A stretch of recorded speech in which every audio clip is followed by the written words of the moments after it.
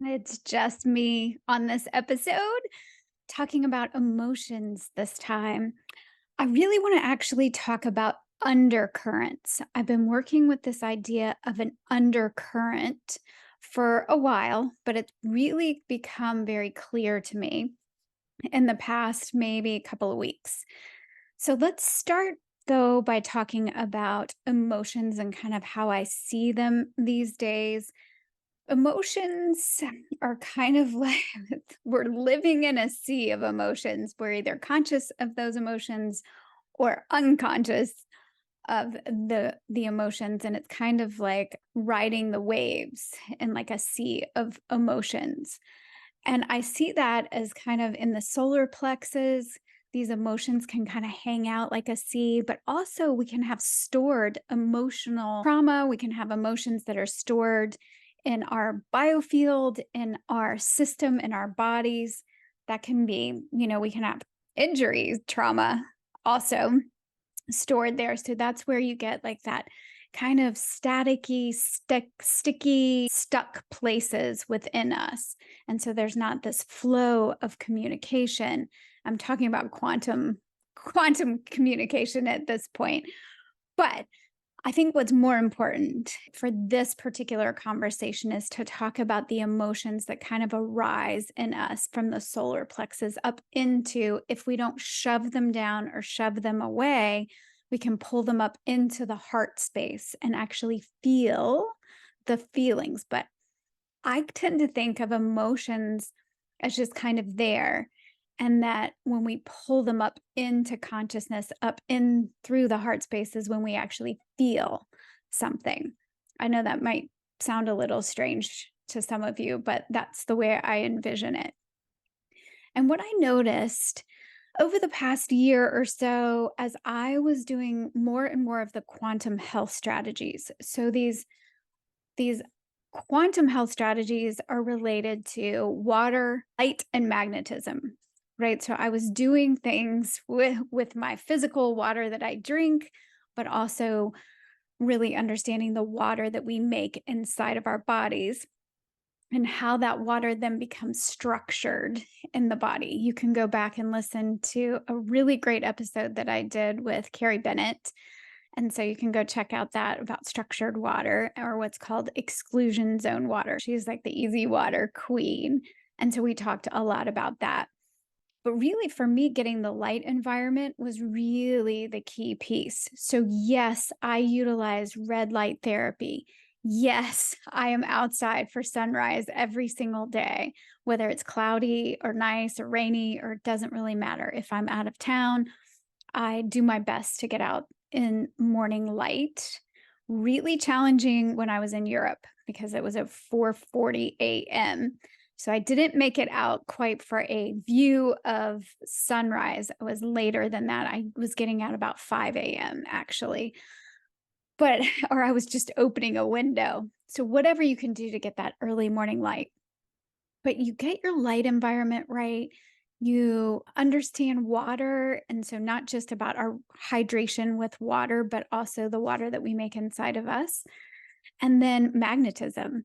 So, earthing is my favorite form of just being outside in nature, walking barefoot, touching trees, whatever you can do, a patch of dirt, grass, whatever you can do to be in contact with the Earth's surface for those free electrons. That's what I'm talking about. But there are also, I biohack that too. I have an earthing mat. I actually have an earthing mat right here. It's my travel one that I use at my desk. It's a smaller one, but I also have earthing mat on my bed, under my sheets. I use all of these kind of biohacking ways to also improve from a quantum perspective, like this quantum health perspective. And what I started noticing is that I could ride the waves of the emotions that would arise in me a little more steadily.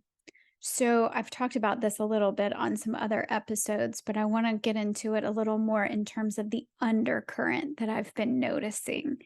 So being able to ride whatever emotions come up, recognize them, call them what they are, if it's anxiety or shame or some of the, fear-based, what I would call fear-based emotions that are rising, instead of avoiding them, squashing them down, any of that, actually allowing them to come up. And the more you work with nervous system regulation, and so this kind of resourcing and helping the body with as many safety signals as you can, like being in nature is a safety signal.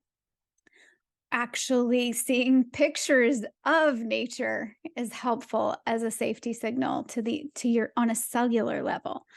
And consistently having nutrients that the body needs. So nutrient dense foods consistently are going to help the body. And DHA in particular, which is omega fatty acid that's really good for the brain, but it's also a safety signal to the body. And I think I have gone into that in some other episodes about where you find the most DHA in the body, in the human, is in the retina of the eye. And I do not believe that that's an accident. I think that our retina, is quantum entangled with our sun. So the light is important, but the dark is also important. So really getting your light environment right. All of these things help support the body and the safety signals, and anything you can do to start learning about your nervous system and regulating your nervous system, that is going to be helpful as well in the riding of the waves. I have been in the business of mental health counseling for a very long time, since the early 90s. And I have yet to find anything that's more powerful than the quantum health strategies. Even though they're very simple, they are very powerful. And in helping us to live life on life's terms. So whatever's coming at us, whether it's joy or it's anxiety or it's an exciting time or it's a tragic time in our life, we're able to meet life on life's terms and ride those waves of the emotions that are coming up. And the more you work with your nervous system to get a regulated system, and I would even go a step further and say to have this quantum communication, a coherence of communication in the body. And I would even say the biofield outside of the structure of the body. When there's coherence there, you're going to have a much more fluid experience in your life.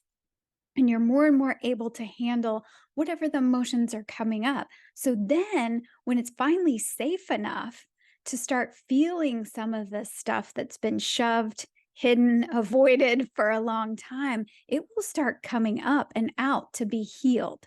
That can be a little alarming for people, because then they're like, wait, I'm doing all these things to feel better. Why is my anxiety back? Why is my anger back? Why is all of a sudden I'm experiencing more resentment or some of the more unpleasant fear-based kind of emotions that can come up? Even could be some symptoms, headaches. I've had headaches. Really, I can't remember when I didn't have headaches, but chronic headaches. So whatever your area of your body's way of showing you that it's out of balance or that something's going on, sometimes that'll actually show up as a healing response. So it's not necessarily that you even need to do something different. You just got to keep going in terms of the healing and the quantum health strategies and the nervous system regulation, whatever it is that you're doing to help support the vessel of the body, so that you can have this quantum coherence, or this communication is going on and in the body and outside of the body. That is where we create kind of the magic of life and really being able to meet life on life's terms. And I want to talk about the undercurrent. So I don't even remember where I was or what was happening, but there was this undercurrent and I could feel it. I mean, I've become really in tune with my body and with my nervous system, and feeling these waves, if you will, the frequencies of that, and being able to ride this. And I kept feeling like something is underneath that. It's an underneath, below the surface undercurrent that I can feel bubbling up. So it's not coming from conscious thought. Sometimes the cognitive behavioral folks like to say, well, thought is creating the feeling. I'm telling you, I could feel it. It was under even emotions, like this current riding under the emotions that was bubbling up. And it was bubbling up into behaviors and thoughts and feelings. And what I stopped and kind of got quiet and clear and still, and I could sense that it was about worthiness. Actually, this was about unworthiness. And I thought, oh, yeah, of course. That kind of undercurrent when life is bringing us joyous experiences and we just feel like there's an ease to life and we're in the flow of things, we tend to be in this undercurrent of worthiness. Whereas when we're in a particular season of life where it feels really hard, it feels like we're getting knocked down a lot, maybe feels like it's just bad experiences or negative experiences, often we're in that undercurrent of unworthy. And the more I've kind of explored this idea and been working with it, I don't know that it necessarily matters. It's, where it starts, from where it comes, all of that. When we're going to work with emotions and we're going to work with feelings or thoughts or behaviors or whatever we're working with, actually, but we're going to hone in on the feelings and actually feel our emotions. I think it's helpful to keep in mind or work with this undercurrent because we know, and we have some good research, even Brene Brown's research, and that's really what she was discovering is that the people who are kind of struggling for that sense of belonging and that sense of what they feel kind of lost in life, and the people who do have a strong sense of belonging and feel the flow of life, the one thing that is different among those two groups is related to worthiness. The people who have a lot of flow and belonging simply believe that they are worth it. That I would call that an undercurrent of worthiness. It didn't even feel like a belief, even though I think it is helpful to work with limiting beliefs. That too can be very helpful. Those things that are in the primal unconscious, as they start to bubble up into our consciousness, we can take them as high as we want to go. You don't have to just stop with a certain level of consciousness. We can go all the way to self-actualization if we would like to. But I do think it's helpful to work with what comes up and to pull it all the way up. And that is what I've been really thinking about. And so I was thinking about undercurrents, this below the surface in nature. When my dad was a pilot, he had a private plane. So we had a Sky Master, and my dad would always talk about like, oh, we're going to have a headwind. We need to get going, or we've got a tailwind. So we're going to get there a little bit earlier.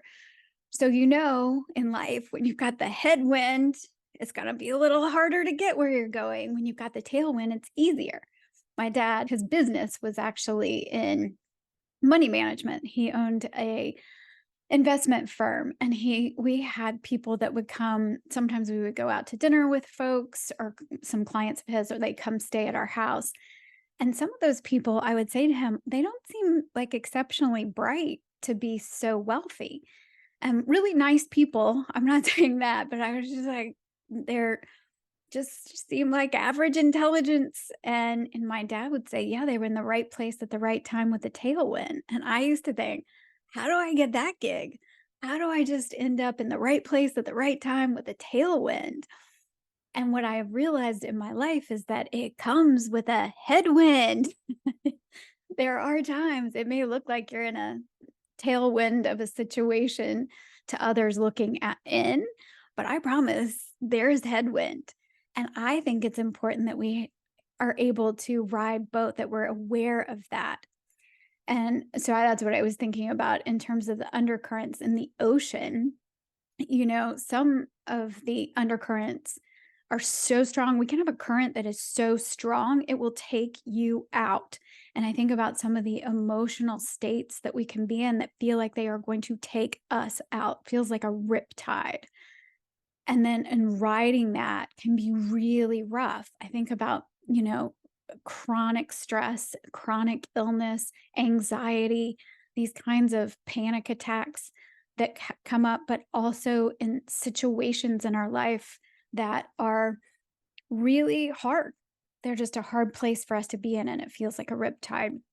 And the more we can take care of ourselves on a cellular level from this quantum perspective, the more we're able to handle these things. And it's not like, oh, you can actually feel capable, more strong and capable as you're moving through these things. And they're also, you want to be paying attention when the current is really strong, to paying attention to that undercurrent that is there. So some of these undercurrents might be, I was going with the worthy, unworthy. And when I think about it, it's either kind of a fear based or it's coming from love. So really, it could be any of these words that you wanted to put with it or experiences that we have that could be the undercurrent. But I was thinking about kindness versus harshness. I had an experience pretty recently where I felt like it didn't feel like the undercurrent was worthy, unworthy. It felt more like I was in a place of just real harshness, personally critical of myself. And I pulled that up. And it's not like I'm trying to get rid of it. I was actually just making space, making room for whatever comes up. I found that to be more helpful than, trying to solve or get rid of or any of that. There's room for all of these emotions. And I think about that in terms of frequencies. We need the high, it's not just about high vibes all the time. We actually need lower frequencies too. And so voltage is another thing when we're talking about our electric body from a quantum perspective. We run best on a negative charge. And so I think that's important to understand. People are always talking about positive. Let's be positive and positive. We actually run on a negative charge. I think some of the lower vibrations help keep us grounded and able to get dressed and go to work, as opposed to being, always in the high vibes. But some of the other things that I thought of that kind of bubble up into the self-talk, the thoughts, the feelings, the behaviors are grace versus perfecting, like feeling like you want to perfect everything, or this undercurrent of I expected it to be perfect and it's not. And this is yucky and messy. And reminds me of a movie I just saw recently, right? This is messy, but also being able to embrace that and recognize the grace that comes with that as well. But also kind of a reverence versus disgust. I've noticed that in myself too, that the undercurrent is sometimes this place of like, I'm just disgusted. And I'm like, whoa, okay. But you can also, it's maybe not the opposite, but I would think of a different way of looking at that would be reverence, but also skepticism versus trust. And dark versus light. I guess we should be doing the positive, like worthy, unworthy, kindness, harshness, grace, perfecting, reverence, disgust, trust, skepticism, light, dark. And that's where I started to go, you know what? We need the dark. We need to honor the dark as much as we honor the light. When we're just talking about from a quantum perspective, like a really basic circadian rhythms, a way to support our circadian rhythms is to honor the light, honor the dark. And so I just thought, why not honor these things that are coming up into consciousness, work with them, whatever it is that is coming up, and understand that I'm not necessarily trying to get rid of anything that comes up, but I am backing up maybe to more of an observer space where I'm saying, oh, that's interesting that that's coming up. Okay. Hello. Welcome to how I say, hey, Shame, welcome to the party. When you know what's coming up and you can see it and say, oh, okay, I see what's coming up now, and feel the feelings. Most people don't do that. I mean, I should speak for myself. In my experience, one of the reasons that we don't do that is we think it's going to take us down. We think it is going to be a riptide. It's going to take us out. If I start feeling some of these feelings, I won't be able to stop. I won't be able to function. I have yet to see that happen. I had the great privilege of having stress management class in graduate school with the legendary Ken Matheny. And Dr. Matheny was just a lovely human being. And I think he had been working in stress management and studying, was a researcher and kind of he's a legend in the field for at least 30 years when I had his class. And that was at least 30 years ago. So, and the main thing, I mean, we did all kinds of exercises in there. We read every piece of research you can imagine around stress and stress management and understanding that.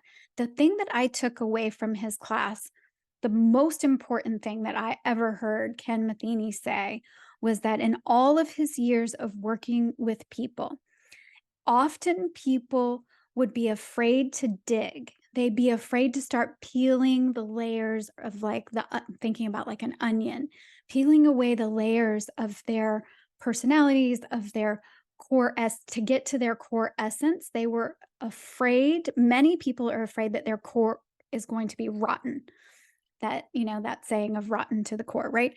That people are afraid they're actually bad, that they're going to be full of negativity, that they're going to be their undercurrent is going to be a place that's just dark and not a happy place. And he never, in all of his years, saw that happen.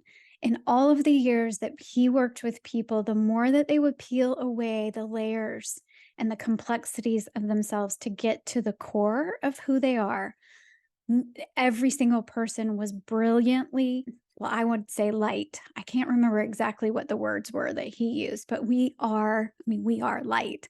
And people were more magnificent than they could ever have imagined if they were willing to have the courage to keep looking and peeling back the layers.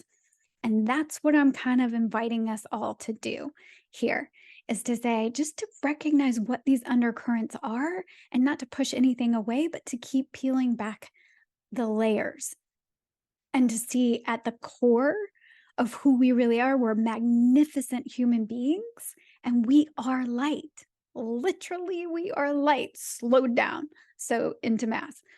And that is really exciting because that's the magic of life. And so pulling things up into consciousness and not even staying there, but going all the way up, keep peeling away, becoming more of an observer.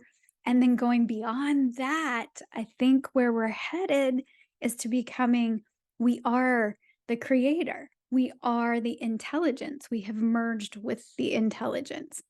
I guess that's getting a little far out there. What I'm saying is it's the magic of life is in that space of being able to meet life on life's terms, where you're actually seeing your life unfold in front of you in a way that makes sense. And it doesn't mean it's all going to be easy and you're going to, love it all in terms of we will still have loss. We will still have things that happen in our lives that we may not necessarily like. Some of us were saying, did I sign up for this? Because can I renegotiate? I did not want this. But you start to see how there is a flow to your life and that you are co-creating that and being a participant in that, and that you're really actually a magnificent person at your core. The being of you is magnificent. So those are my thoughts on kind of the sea of emotion and writing that and the excitement about getting curious about that. And the undercurrents, I think it's helpful for us to pay attention to those undercurrents and not expect that they're all going to be a tailwind or light currents that aren't pulling us, but actually some of it might be a little bit rough and might feel like we're going backwards or it's slowing us down. But I think it's all important. So those are my thoughts for today. I hope that that gives you some food for thought, at least. And on your healing journey, I am going to stop saying happy healing because healing is not always necessarily happy. I'm wishing you the best on your continued healing journey or your health journey that you are on.